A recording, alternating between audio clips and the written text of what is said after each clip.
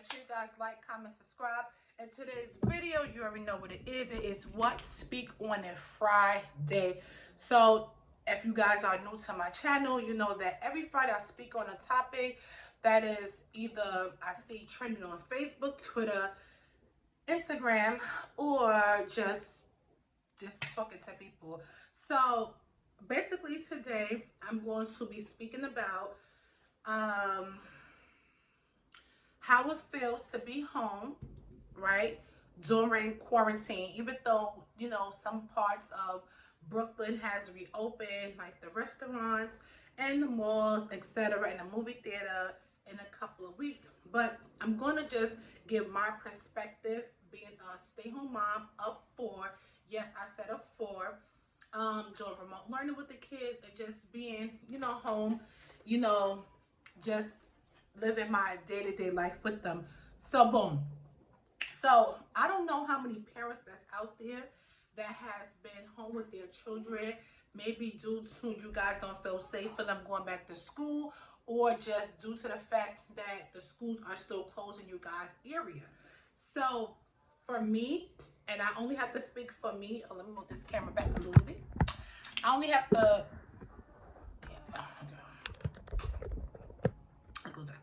I'm only gonna speak for me. Okay. Well, I'm only gonna speak for me. So I'm speaking on a Friday.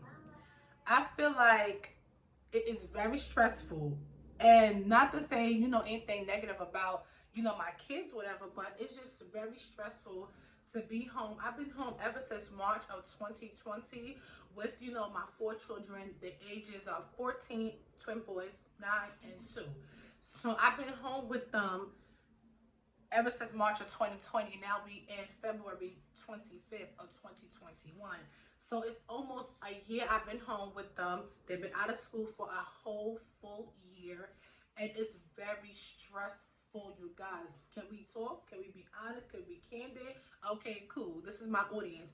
So basically, on a day-to-day basis, I will wake up in the morning. I start making breakfast for them because normally my children, they like hot breakfast versus cold breakfast. Okay, cool. So I usually make them either some eggs, bacon, maybe a grilled cheese, maybe some oatmeal, you know, just to get them during their day, because I know that when they have their little breaks, they're gonna require snacks. And so that's how my morning usually go. I usually get up, you know, say my prayers, you know, do what I have to do, pray, meditate, read my words, start making their breakfast, start getting them, you know, up, ready, taking their showers, getting them dressed to go to school. Even though they're home, I still like them to look presentable. I think I said this in previous videos. Then after that, they eat their breakfast, they go into their different rooms, whatever. They start to do the remote learning, then they have their snacks. I usually start preparing their snacks like around 9:30, 10 o'clock. Each of them, like I said, have different schedules. The first one go to school at 8:30. The other two go to school at 9:30. And then the baby, she's 2, so she's not in the school, but I'm home. I'm teaching her.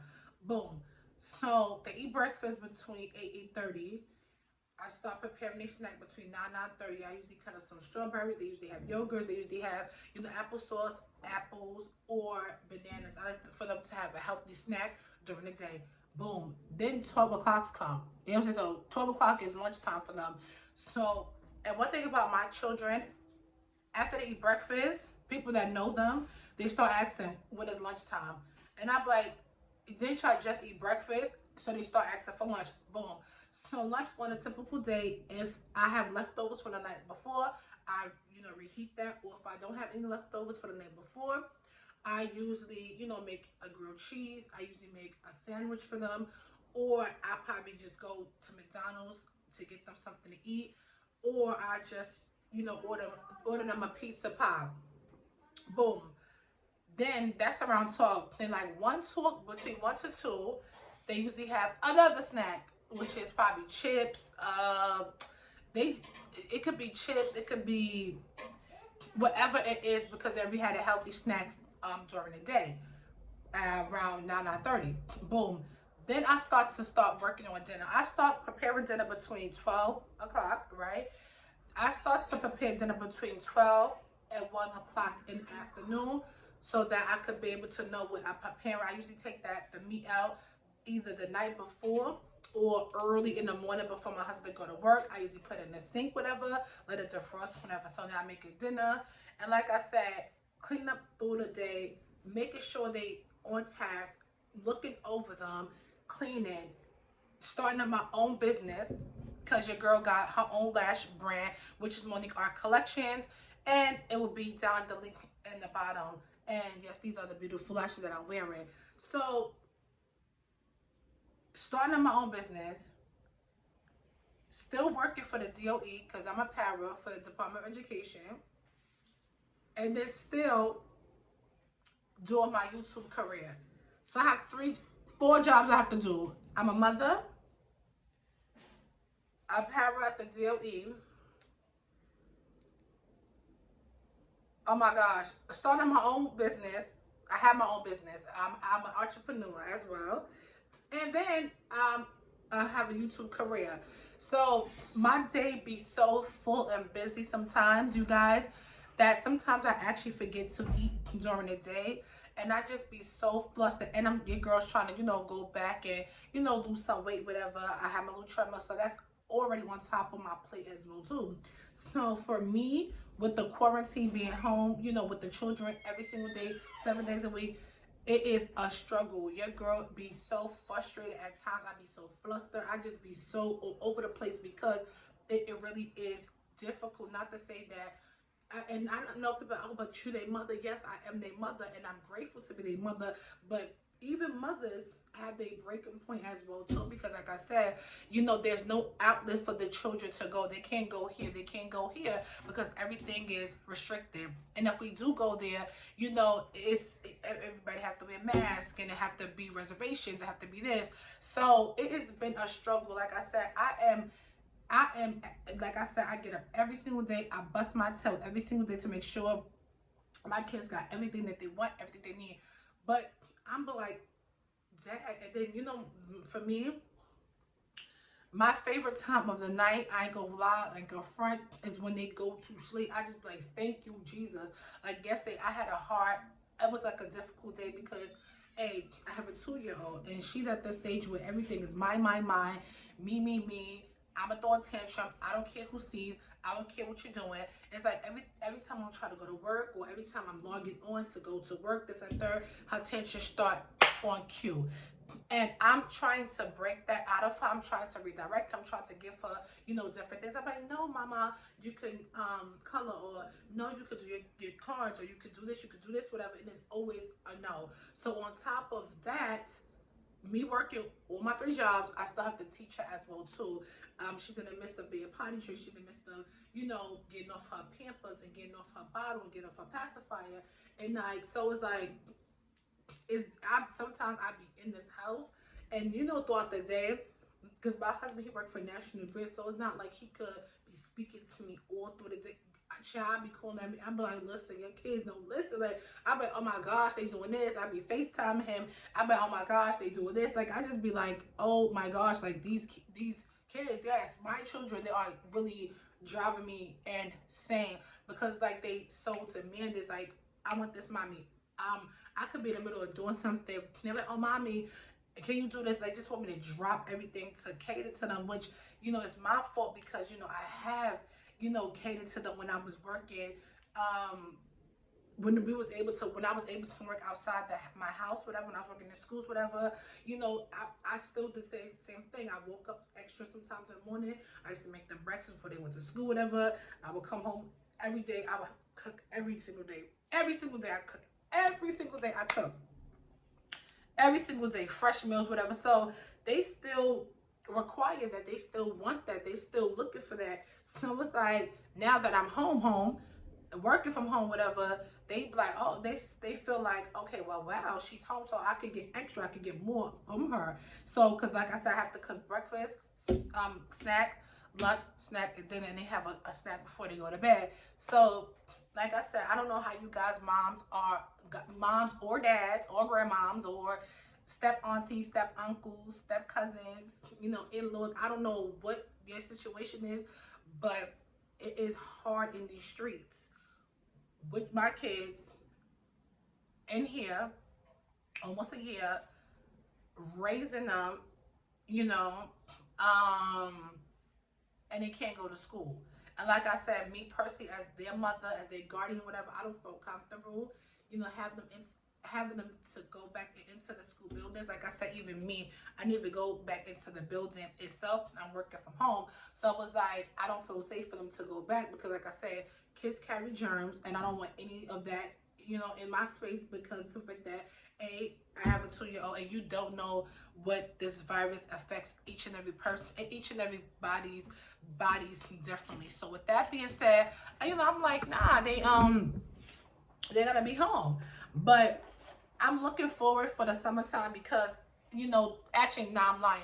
I'm looking forward to their spring break because I am planning to take them to a little resort for them to just to relax, to let their head down a little bit. Because, like I said, we have went on little mini vacations during last year summertime. We saw my family, and we went to our little yearly vacation that we go to as a family, but it wasn't the same. Like, everything was like really, really restricted. So now, moving forward in April, hopefully we get to be able to just live and just continue to just have fun. Like I said, before quarantine, me, my husband, my children, we went out once. Like, 1 week we'd go out, the next week we'd go. Like, we went out every week. Like, we did family stuff, and bowling. We went to the movies.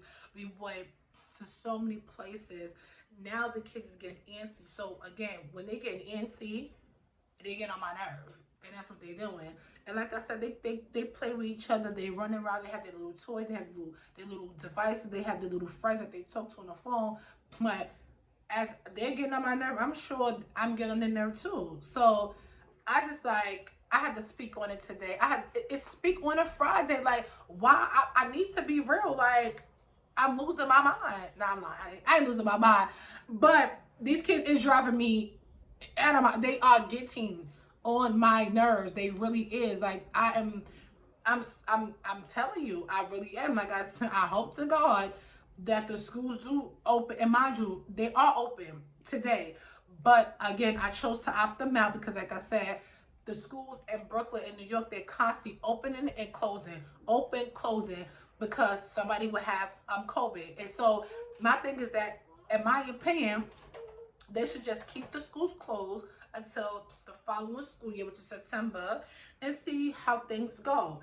So I'm like, I don't even know, you guys. I'm taking it one day at a time. I'm trying to really, and like I said, I have so much literally on my plate. If you guys lived in my shoes, walked in my shoes, went in my shoes, you're like, oh yeah, I have a lot to do every single day. Like, as of right now, the kids ate their breakfast.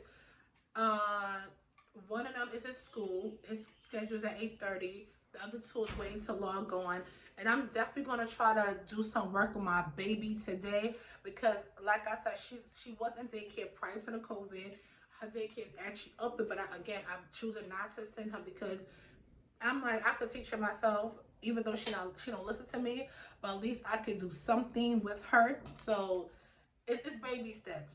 All I gotta say is, if you guys are home with your children, appreciate the time with them, because when they go to school, that's gonna be that, and we gonna be back to our little lives. Hopefully, Lord's willing, we don't know.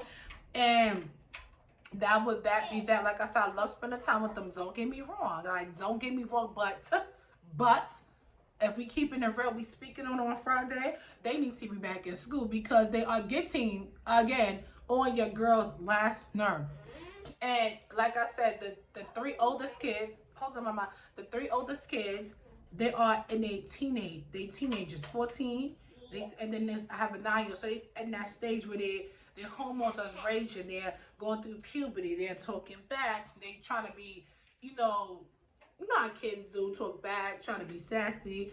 Your girl not here for it. So I'm like, what? Don't get snatched up. So it's like, nah. But my advice for anybody that's out there in my situation right now with their kids, home, alone,